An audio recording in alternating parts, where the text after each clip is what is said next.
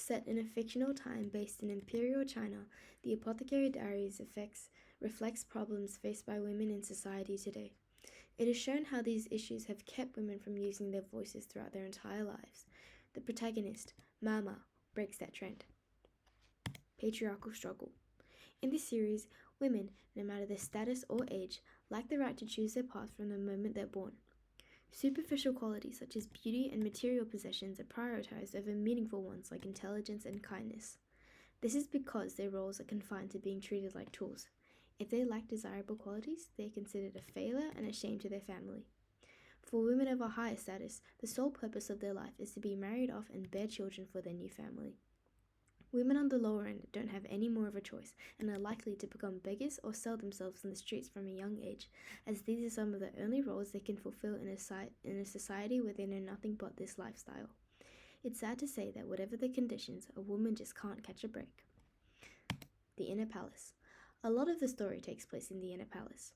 It's an area within the Imperial Palace where the Emperor's consorts, concubines, and their attendants reside.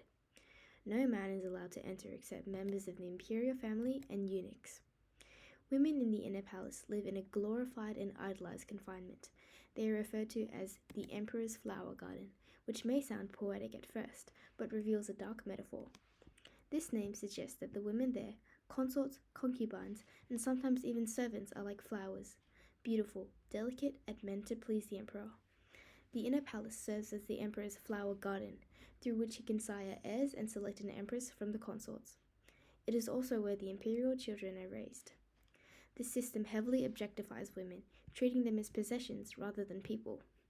It reflects how the lives of these women revolve around the desires of the Emperor and not their own freedom or voices. Maomao.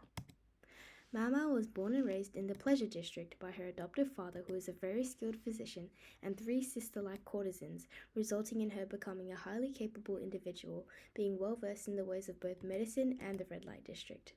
Yet, due to the patriarchal systems in place, her gender immediately disqualifies her from the chance of her qualities being acknowledged. Instead, she is often perceived by her appearance. A skinny girl with unattractive blemishes on her skin, not worth very much. She works her way around this restriction by quietly resisting the patriarchy rather than openly rebelling.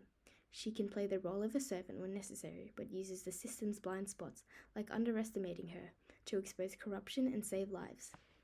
An event in the story where Maomao shared her knowledge is when she investigates the mystery behind the repeated miscarriages among the Emperor's consorts. Okay, so what happens here is the Emperor's 2 favorite consorts were beefing. We're going to call them Pink and Purple. The good news is that Pink and Purple had both recently given birth to the Emperor's children, but the bad news is that both of the children had been sick for unknown causes. And in a fit of agitation, Purple attacked Pink and accused her of placing a curse on her son out of jealousy. And this is basically what happened in that scene.